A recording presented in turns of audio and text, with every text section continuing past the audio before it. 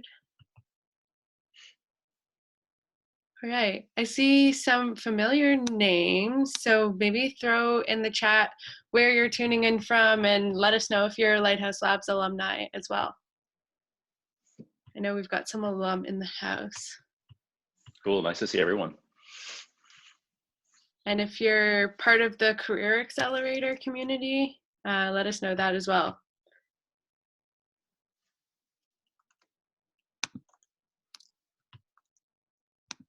Calgary alumni, nice.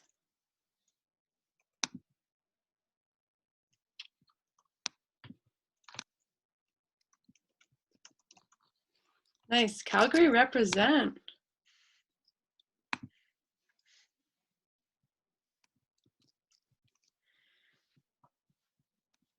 Good to see. Okay, there's still people coming in from the waiting room, but I can multitask. I'm just going to give a brief introduction on my end, and I know you're not here to listen to me talk, so we'll get into things pretty quickly. But welcome to the Alumni Story Series. This is something that we've done for a little while, only for our alumni, but we've been getting requests to run it publicly for people who may be interested in taking Lighthouse Labs courses or breaking into tech in general. And so we thought it lived really nicely in the Career Accelerator. So for those of you who are part of the Career Accelerator, you know it was launched sort of amidst the pandemic, alongside our commitment to $1 million in scholarships. And really the purpose is to just support people who are interested in breaking into tech. And we're doing that through providing resources from our career services team that have over 7 years of experience helping people do that. And then also partnering with industry partners across Canada that can kind of provide you with the most relevant resources from in the industry.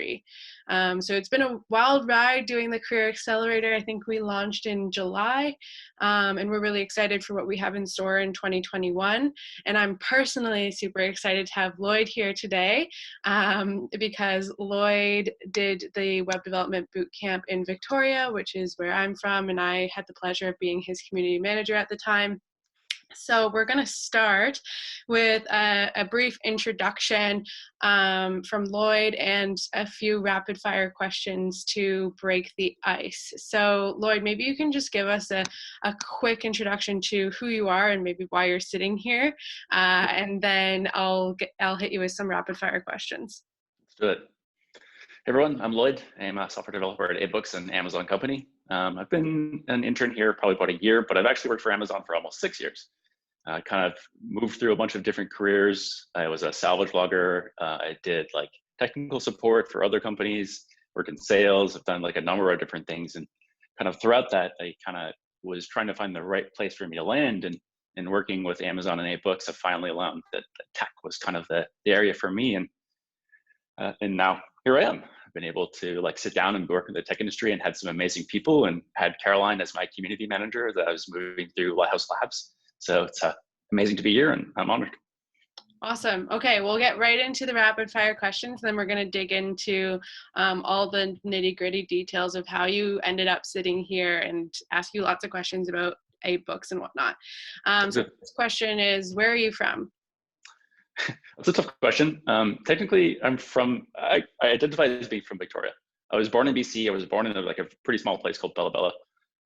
Moved to Alberta when I was 2 and lived there for 8 years, but then moved back to Victoria when I was 11. And I've kind of been in and out of there. I lived at Vancouver for a few years, and now I'm back in Victoria again. So I identify as being from Victoria. Okay, cool. Where is the coolest place you have ever traveled? Good question. I've been lucky enough to be able to travel a lot, actually. I've been to Southern Africa twice. I've been to South America twice. I think one of the most memorable trips was actually sailing across British Columbia. So I went from northern BC and sailed down to South BC. That was a couple-week trip. So that was one of the most memorable, but doing an overland trip to South Africa was amazing. And then Machu Picchu in Peru is probably one of my most favorite places. Okay, we'll have to do another chat on traveling with Lloyd. What is your favorite coding language? Good question. I've had some thought about that. I decided on Python because I've been through a number. Like I've worked through JavaScript, I've worked in Perl, I've worked in Java now, but I keep coming back to Python just simply because it's easy to code in, and the error messages are way better than most languages that I've worked in. Okay, side note, we just launched on Monday our 21-day data challenge, which is based in Python. So if there's other Python lovers out there, or if you want to learn Python, that's a really great way to do it. Do you prefer remote work or working from the office?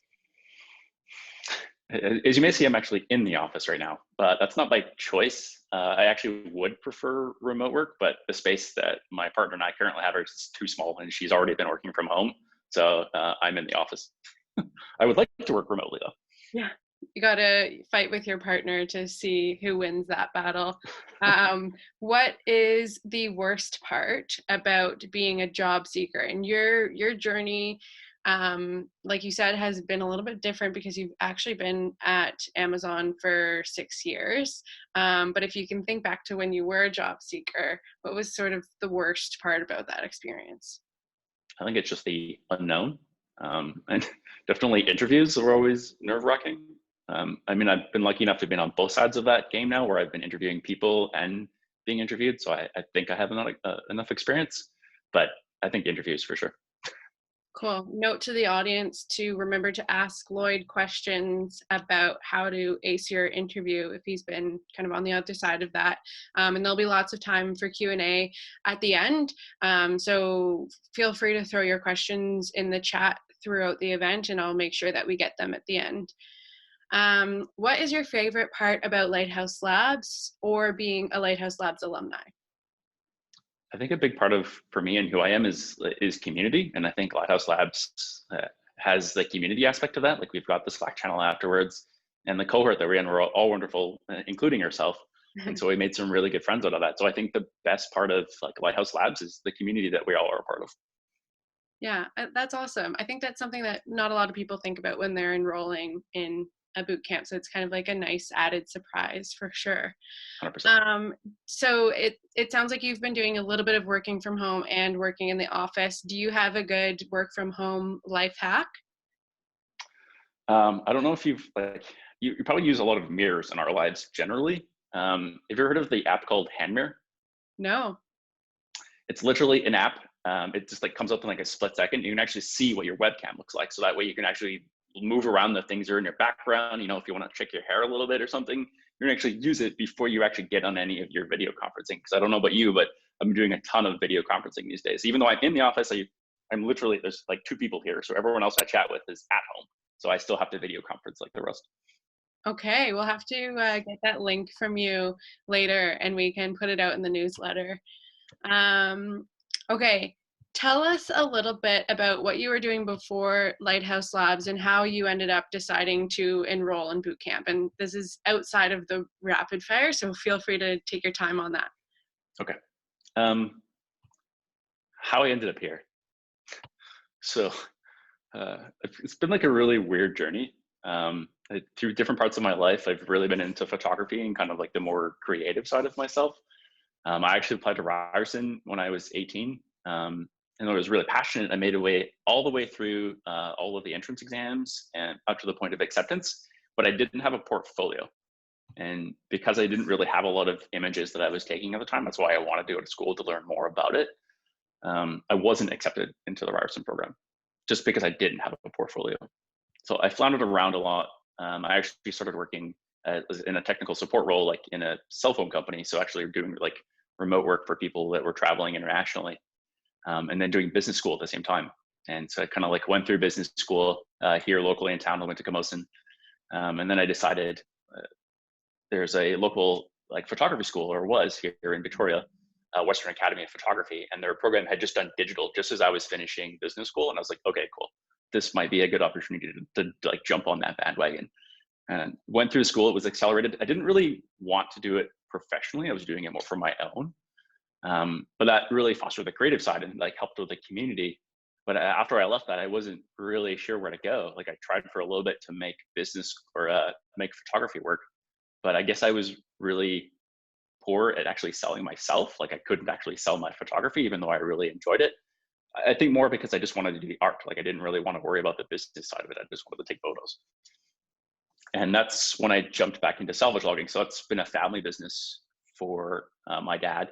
And I jumped in and out of that in my teens, and then was like, okay, now what am I doing? And so I actually did that for almost 6 years, I think, before I jumped back into like living in Victoria. I was actually doing geology school. So I was in Vancouver and actually going to school to become a geologist. But through that, I decided I want the government to actually pay my way. And so I actually decided to apply to the Coast Guard College. And so I went through the Coast Guard entrance exam. So I had to gain a security clearance. I had to like do all of their physical testing. I had to do like the mental testing, aptitude testing, interviews. I did all of that stuff, and I was actually accepted into the school. But as I was doing my fitness testing, I found out that I was more colorblind than I thought I was. So I'm partially red-green colorblind, so much so that I couldn't become an officer in the Coast Guard. So that was like a dead end, like dead wall. Like everything just stopped. Like I didn't really know where to go from there, because I'm like, geology school now made more sense of like why I wasn't doing well on the labs, because I couldn't analyze the samples as well as people who were not red-green colorblind. So I just saw things differently, and that's a big part of geology, is actually looking at rock samples and deciding like what this actually is. So everything just kind of stopped, and I was like, cool, now what am I going to do? And then after like doing the salvage logging for some time and finishing the that was the geology school was the first time where I actually stopped and didn't actually finish something, because it just didn't make any more sense anymore. And then I eventually moved back to Victoria, started on photography again. And while I was doing that, while I was working on my photography business, I actually saw books here, and I was literally living beside. I actually live in the same community now. I've moved into 3 different units basically in the same complex. And was like, what's this place called books? I drove by it, I saw a job listing, and I applied hoping for part-time work, but the position was full-time. And I was like, okay. I took a look at the office, took a look at the community and the people that worked here, and I was like, cool, I want to work here. Support was really the only thing that I was able to do, and having done that in the past, like it's things that I had done. So I got into the customer support at books and kind of worked through various roles. And in doing that, like I became part of the technical support here and started doing some software development, like very light work. Like I made little tiny coding changes to help out the development team, and started to learn that I actually really liked that. I liked solving the problems, and I liked doing the creative side of that. And that's, I think, where the artistic side of me comes into, is software development's actually very creative. There's a lot of different ways we can solve problems, and just kind of getting that high after solving something. I wanted more. But I didn't want to do another 4-year degree. Like I've had enough schooling. I wanted something that was more accelerated, and I just wanted to like jump into a career. And then enter Lighthouse Labs. I had done the intro course. So I did, I think it was like intro to web development, which is the like short 2 or 3 month course. I actually found that wasn't quite technically enough for me. Like I was in there with a lot of other people of varying different careers and experiences. And I think I went through it really quickly, because it's a lot of similar things that I'd already been doing, but that's where I wanted more. I knew that I wanted to do the boot camp, but I wasn't quite financially ready. Like it took me a while to both get my job on board and to financially get the resources to be able to do that, because I'm old enough and a bit out of school. I wasn't able to actually apply for student loans for this either. So I had to actually save up enough money and enough time to be able to do the boot camp. I was lucky enough that books and my manager and the support group around here gave me a leave of absence and allowed me to use the vacation I'd saved up to actually do the boot camp. And that's kind of where we ended up now, as I would negotiated kind of an internship, although that was a long uphill battle. And I think we'll talk a little bit about that later. But that was kind of the story. Like I've been through a lot of different things, and software development just ended up being what I enjoyed and what I'm passionate about now. Yeah, it sounds like there's more to the story that I even knew. Like, it's pretty crazy that you did business school, photography, Coast Guard, salvage logging. Like, it sounds like there was a lot of kind of serendipity at play, where some things didn't work out and it ended up leading you on the path to where you are. And I think that's probably the way a lot of people in the audience, whether you're Lighthouse Labs alumni or someone who's interested in breaking into tech, I think just during this pandemic, I think a lot of people are kind of feeling that, like feeling shut down in one way or another, but you never know where it's going to lead you. So thank you for sharing that story. What is one thing that you wish someone had told you before you started your career as a developer? Probably just like how much work it is. And it's not that I don't enjoy it, because I think that's the thing that I've learned is that I need to continuously be learning. One of the reasons why I like software development, but it still is a lot of work. Like even now as an intern, I still have to like put in as much time, and it takes a lot of brain power to like keep up at it every day. But I don't think that I would have chosen it even if someone had told me that. So I think that's probably the one thing that was noted, is that it is a lot of work, but as long as you enjoy that and are into it, it doesn't make it hard. Make sure you like it before you decide to commit to it. And that's a good one. Um, what is one thing that you really love about your career that you didn't know you were necessarily looking for when you went into boot camp? Interesting question. It might sound weird, but I didn't know, like as a software developer, that I wanted code reviews, and I like only reflected upon that yesterday, that we actually were kind of doing that at Lighthouse Labs, because that's actually what the mentors or the reviewers were doing on the assignments, was actually giving you a code review. But I didn't know that it was something I was going to enjoy. And when I first started, I was actually really apprehensive of getting code reviews, because like the senior developers sometimes will just rip you apart, but it's not because like they're trying to like put you down. It's because they're trying to help you learn and help to like get you to the point where you are an amazing software developer. And so that was one thing that I didn't really know that I had wanted, and now I actually really enjoy. So I guess kind of to piggyback on that question, what does mentorship look like at your organization? You spoke a little bit to mentorship at Lighthouse, and for those of you who haven't gone through the program, we have an 8-to-1 student to mentor ratio, and you have 9 hours of mentorship support a day. It's really quite significant. And like Lloyd mentioned, after boot camp, you're still in the alumni Slack community, so you kind of have ongoing support even after you graduate. So what does that look like at A Books? And have you worked with mentors outside of your organization? How has it kind of looked for you post boot camp? Cool. That was actually one thing I got on board with before I went to boot camp, was actually picking up a mentor here at work. And that's something that Amazon really fosters, is the mentorship program. They've really solidified it, because you can actually sign up for a mentor, like for even people that are outside of our subsidiary. So you could in theory get a mentor that's somewhere else in Amazon and not necessarily just at A Books. I actually sought mentors like here locally. I can see one of my mentors is actually on the call right now. Hey, Ryan. And there are others that were once actually working at A Books that are now actually out in other organizations. So I didn't start with mentors outside of my organization, but now I actually do have others outside in other parts of the tech world that I can lean on. I haven't been leaving as much during COVID, because I think we've all maybe kind of closed our circles a little bit, but I know that they are certainly there and are a really big part of it, because I think mentorship's like super important, both at Lighthouse Labs, like taking advantage of the mentors, but then also having them there as people to lean on, to ask questions, and to like unbiasedly give you like how they're feeling or what you think you should do. And I think that's a really important part of mentorship.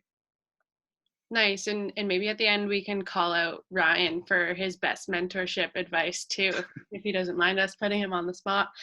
Um, so I think a lot of people would perhaps assume that they're at a huge company like A Books, there wouldn't necessarily be mentorship support. I think maybe some people visualize it as kind of getting lost in the crowd. Can you tell us a little bit more about what it's like working for a massive company like A Books slash Amazon, and how that experience has differed from what you've heard of startup culture? I know you have like some of your cohort mates ended up in startups. How does that differ? I think a lot of them have like really had to like spend their own time and like fight for the things that they wanted. Whereas as part of like a larger organization, they have the ability to, I think, like give you that time, because they're not leaning on the very few developers that they have to actually make the products that they're using. We have a little more leniency in allowing time to like find mentors to spend time doing that and to learn a little bit more.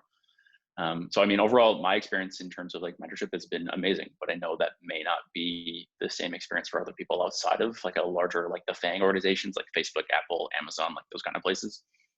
I can't speak to like outside of Amazon, because I know they do a really good job of like fostering that inside our organization. And it's something that I really appreciate about working here. Are there any other big differences that you've kind of noticed between what you know of startups and working for a big organization, even outside of mentorship? Does anything come to mind? Yeah, I mean, when we did the panel a few months ago, kind of like about the importance of upskilling at work, at Vancouver Startup Week, I think a lot of that was like those organizations don't really have the time to allow their employees to spend on like, learning or to mentorship. And I think that might be one of the things that might be different. But I think that's really important. So, I mean, if those organizations aren't doing that, I think in order to provide more value for their customers and their employees and to keep them for retention, it's important to give them those things. And so if you aren't doing it, I would highly encourage you to. Mhm. You touched on briefly about the process of negotiating your internship after boot camp. Can you tell us a little bit more about that experience and what your experience as an intern has been like so far? Of course. Um, so negotiating my internship, so that was a little bit different. And I had to really play on, I think, my relationships here at work, because the way that I went through and got this program wasn't a traditional way, either at Amazon or like within 8 books. There just wasn't really kind of like a path to do what I was doing. There have been a lot of other developers that started in other departments and either had CS degrees or some knowledge, but not ones that had like done a boot camp and are trying to get a leave of absence to try and do those types of things. So one of my previous mentors, who has now left 8 books, kind of like helped me guide through there and was able to like give me some schooling that I need to do before boot camp. Like I did CS50 at Harvard, and a few other, like I did like Code Academy and a bunch of things to try and like get me towards the path of starting. So I had a much better understanding of things. Um, and I think that playing on relationships, and so that's a really big key of like making that, is like network, like help people out and like do like foster those relationships, because that's actually what helped me get the internship. I think was like talking about and exercising like what I wanted to do, you know, and being passionate about it. I think that people saw that and wanted to encourage me and build a path towards becoming an intern and perhaps a more full-fledged developer later on down the road as well. And I know, like, from movies and TV shows and stuff like that, there's stereotypes around being an intern. Can you maybe speak a little bit to those myths and, like, how has being an intern been different from what you expected? Or yeah, tell us a little bit more about what that experience has been like. I think because of the way that this role has been given, I've been given a lot more time to actually like focus on learning. And I think that is important as an intern. Like I don't have to put in like 80-hour work weeks as an intern. I'm expected to normally work like my 40-hour work week. And if I want to put in some extra learning on my own time, that's up to me. That would be my own time to learn something different. But even then at work, I've been like really encouraged to learn and take the time to do so and build the proper foundations. So I think that's probably a little bit different than what most people think of as an intern. And I think this might be due part because of the length of time that I've been working at 8 books. I've also been given a lot more responsibility than I think that than I had originally thought might be given to an intern as well. But I think that's a big part, is like encouraging your employees to do the things and giving them the tools and the ability to make those decisions, I think, are important. So I think that experience may have been different, either maybe from other FANG companies or maybe just as my own experience. Yeah, it sounds like a bit of a balance between like not putting too much on the intern so that you're still able to learn outside of work, but at the same time like giving them enough that you're still being challenged and learning when you're on the job.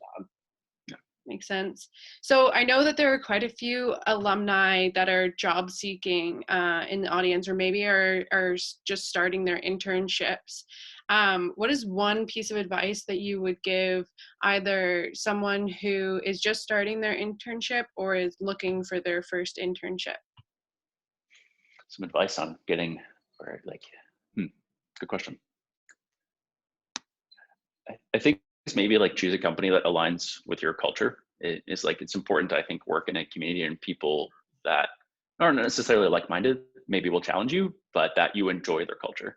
I think the worst thing is like going to work and like not wanting to be there, and just kind of going through the paces. It's like you want to be passionate about what you do, and there are lots of opportunities out there should you network, and I think that's a big important, and things you can leverage on is like use your network or create the network, do the networking events, like go up and and show up at these things. And I know it might be a little more difficult because we're in a pandemic, but message people. And I have people like message me on LinkedIn and just want to like chat about like how you got to the same place that you are.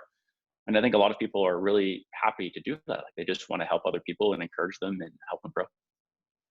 Yeah, it sounds like from what you've shared that Amazon did a really good job of like making you feel comfortable enough to ask for a leave of absence and to like negotiate your internship. And it sounds like you've had a lot of open conversations, which really comes down to the culture piece that you pointed to. And then for someone who is maybe a little bit earlier in the stage of making a career change, there are a lot of people in the Career Accelerator community and around the world right now that are pivoting from completely different industries like photography, for example. What's a piece of advice that you would give to them if they're considering breaking into the tech industry or if they're considering taking a Lighthouse Labs course? If I can put you on the spot with that question. 100%. I think it's just get started. I think a lot of people, like a big block is like, okay, where do I start?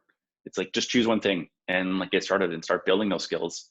I think like an easy thing for me was just doing some like online training because there's a plethora of it. And I know that Lighthouse Labs also has some like online training that we can do both in like the 21-day challenge with the data stuff that's going on. And I know I did, I think while I was in the bootcamp and previous to that, also the 21-day challenge that Lighthouse Labs offered just in general coding.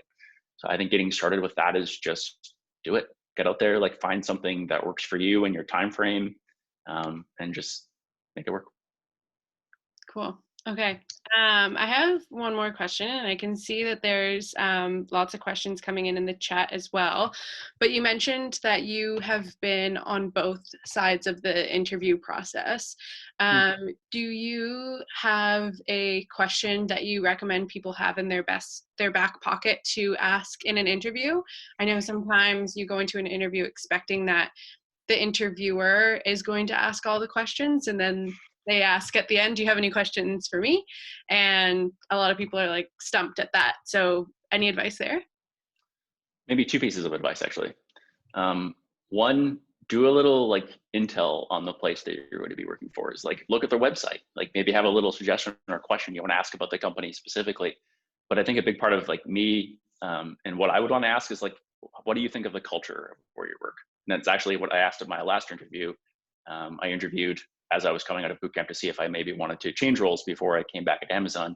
And the question I asked was, what is your culture here? And I think that maybe was a question he wasn't really expecting, but that's important to me. Like I want to work with an organization that fits with the culture that I have and has a similar ideals. So I think that for me is a big question. Nice, that's a good one. Okay, I'm going to open it up to some of the questions in the chat. So Song is asking, can you talk a little bit about how the shift from your previous role to internship went? I assume you would have been more senior in the role before you decided to switch careers to become a software developer. Did you find people were encouraging or discouraging about you, quote unquote, starting from the beginning? Good question. I was fairly senior in my role in support. I was a trainer. That's one of the reasons why I was actually in South Africa twice. Just kind of like helping train different things. And I was also like kind of like the lead. So the guy, like when you're talking to a lead or talk to a supervisor, I may have been one of those people that helped do that. Also, like I just kind of jumped into different things. I did the technical support. I helped in different roles, kind of like within customer support, whether that be trainer, organizing, coaching, mentorship. And that was the side of it is like I actually helped mentor a lot of the new employees here and help bring them across wherever they were in the world. And I think it was one of the big things I liked about working here is that in expressing like my want to be able to move forward and change into something within the company, that everyone here was super encouraging. Everyone I talked to was really helpful in either giving me suggestions or people that I could talk to or just encourage me. And I think that's how I was able to like actually negotiate that is like everyone here was supportive in the community of employees doing that and bettering themselves and us being able to transfer those employees internally. Because I think there's a wealth of knowledge moving from different business teams within inside of our organization. Song, let us know if that answered your question. But I mean, that sounds really positive. And also the fact that they gave you the leave of absence to do it as well gives you that added encouragement. 100%. Another question is, what was the transition like from boot camp to the first job in tech? I know you actually didn't really take any break between boot camp and work. I remember that. Yeah. Did it take some time to start contributing at work, or what did that look like? Um, Good question. I think because like when I left, I was already contributing in a slight tech role. That that it happened fairly quickly. But for me, it was quite a slow start. Like it took me a while to actually get into the tech role because I came back into my previous role. I didn't come back out of boot camp and immediately start like a new software development role. It was actually kind of unknown. And so after I finished boot camp, that was the part where I actually started the negotiation of moving from my support into like a full-time tech role. So I have a question about that too, and there's another question in the chat that I will get to. But I know sometimes when students graduate from boot camp, they end up going into sort of hybrid roles, like a technical support role. And we often actually encourage that. So I'd be curious to know from you how your previous experience in a support position has actually helped you in your position now. 100%. I think like the ability to be in support and like see the side of the customer, I think is really important. And that's one of the things that even though I am an intern in my current role, I'm able to speak on behalf of the customer more often and maybe see the impact that software development directly has on our customers. So I think it's actually a really good perspective to have because sometimes like CS students that come out right out and go right into like a software development internship role might not know like how our jobs actually affected. Like even sometimes a small change can have a really big impact in how a customer uses our site.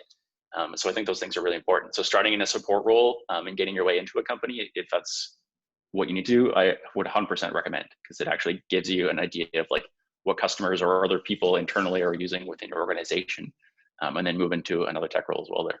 So yeah, I think that's a really good way to go.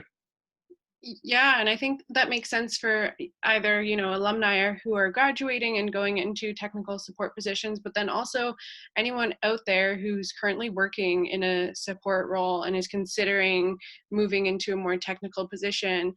I know there's a lot of imposter syndrome thinking, oh, I don't have any relevant experience. But you've heard it from Lloyd himself. It's really valuable to have that perspective going into a technical role. Imposter syndrome is real. I have it like pretty much every day. It's something that I struggle with, but it's important to know that we have a lot of knowledge and we can learn and keep going on the job. So even though you might think you can't do it, I 100% think that you can.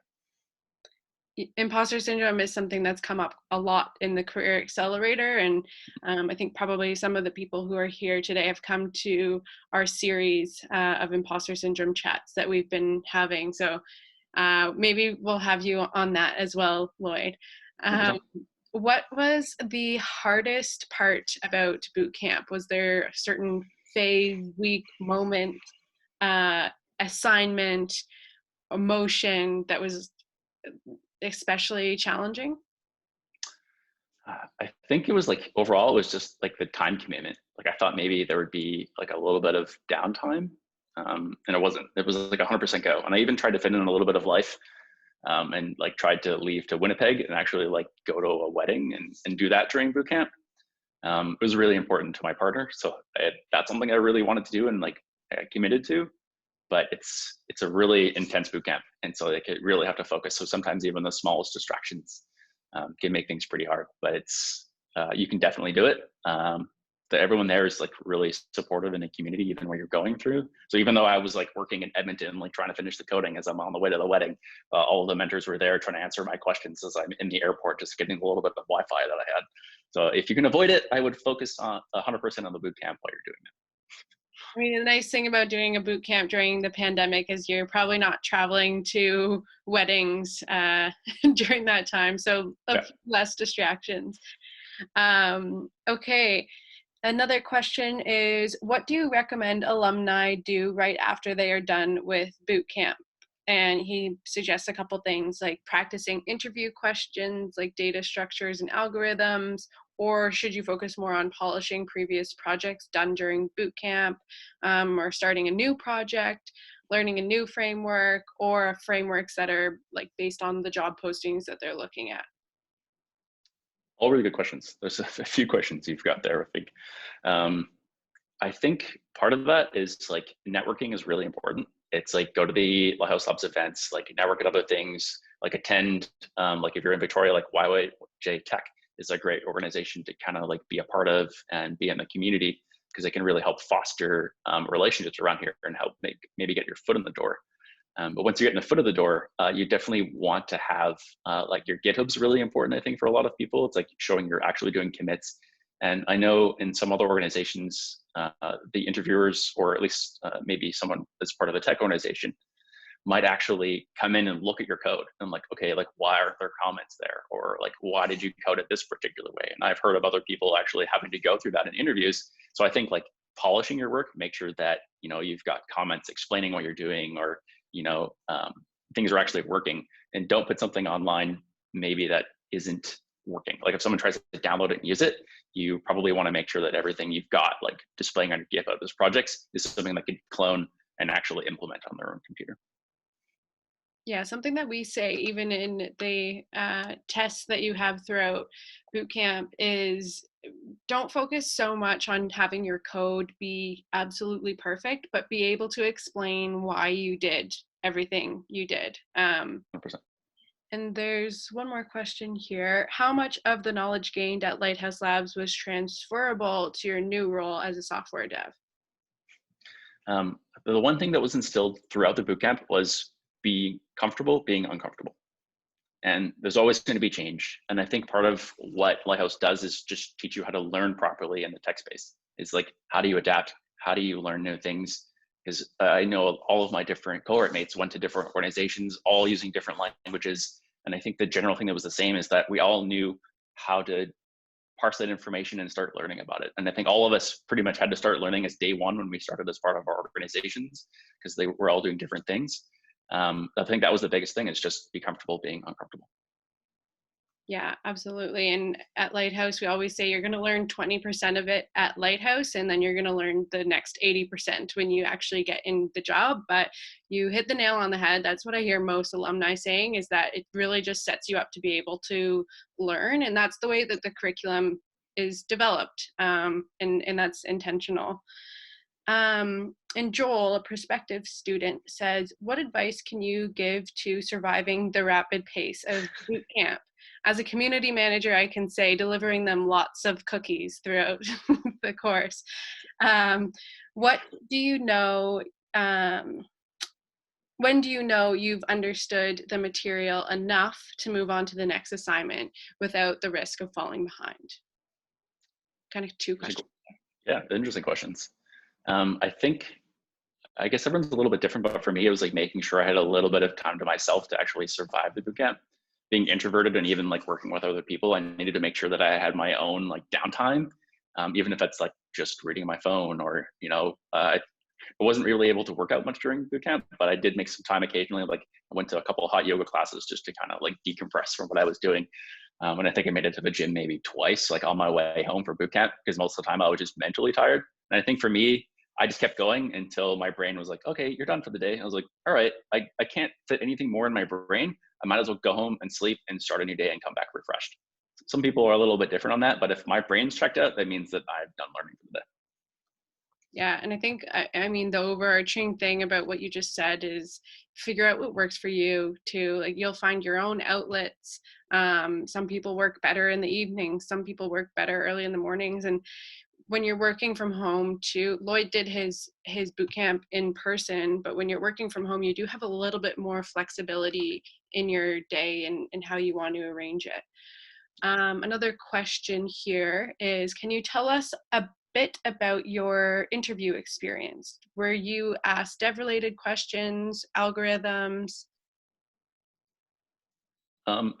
Interesting. I didn't really have an interview yet for my intern position. A lot of what the managers did here, I actually sat down, I think, with our CEO and then a couple of the senior managers as well. As they just asked me like kind of like how the bootcamp went, how I felt, and where I wanted to go. It was more about like where I wanted to go with it. Even if it wasn't necessarily within the books organization, they were just passionate about like trying to help me grow. I do know outside of this that a lot of other places, like actually that's not true. I did have one interview. Um, what they asked me about is what skills that I would bring to it. It's like what specifically like I would bring to the organization. And I think I actually struggled with that because like just finishing boot camp, I was like, okay, like what's different than I actually have than everyone. But a big part of that is coming from my support role, and my passion was like, okay, like I can advocately speak on the voice of the customer and like be passionate about that. And that was, I come to realize now, one of the biggest things I can actually bring to the table is, even though I am very junior as a developer, I have a lot of other assets I can actually bring to the table as well, outside of just the software development. That's really interesting. Yeah, and I'm glad that we talked about that transition from support into the technical side. And I hope that anyone who has that type of experience in support can also be like a customer support role or like a customer service role. It doesn't even need to be at a tech company. Sometimes like a lot of people in retail and in the service industry have been laid off during the pandemic. And this is a really good example of why those skills are important, and that they actually are very transferable into technical positions where at face value, you might not see it. So thanks for touching on that. 100%. My last question, and I'll keep an eye out on the chat as well. So if anyone has one last question, feel free to throw it in there. But what is the best career advice you've ever received? I think that like cycles back to actually what we're talking about, mentorship.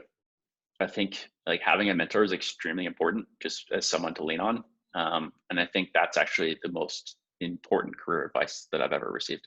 I have multiple mentors. I have one inside the company. I've got like one on my team that helps me kind of like with my day-to-day role. And then I also have mentors outside of the company that can help lean on and ask questions. And I think that's really important to actually have, is foster those and ask. There's a lot of mentors out there that are willing to be mentors. You might just have to ask for the opportunity. Awesome. Well, Lloyd, I think we touched on some pretty great themes that are going to be really relatable, like sort of that winding career path that you opened up with. I think a lot of people will be able to relate to being comfortable, being uncomfortable, and kind of learning how to learn. I think was another one. And then finally, that transferable skills, and like, which I think ties into imposter syndrome as well, and knowing your worth and identifying what you're going to bring to a role, even if you're changing industries. So thank you so much. It was great to see you again. And any closing word that you want to leave with the audience?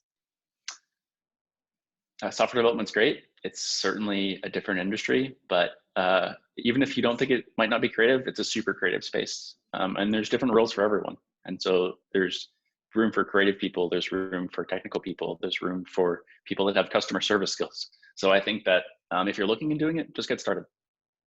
Awesome. Thank you so much, Lloyd. We've got a recording, so we will send it out to everyone. But I'm feeling motivated to take boot camp, so I hope other people are feeling good too. And thanks again, everyone, for coming. Thanks, everyone. Nice to see you.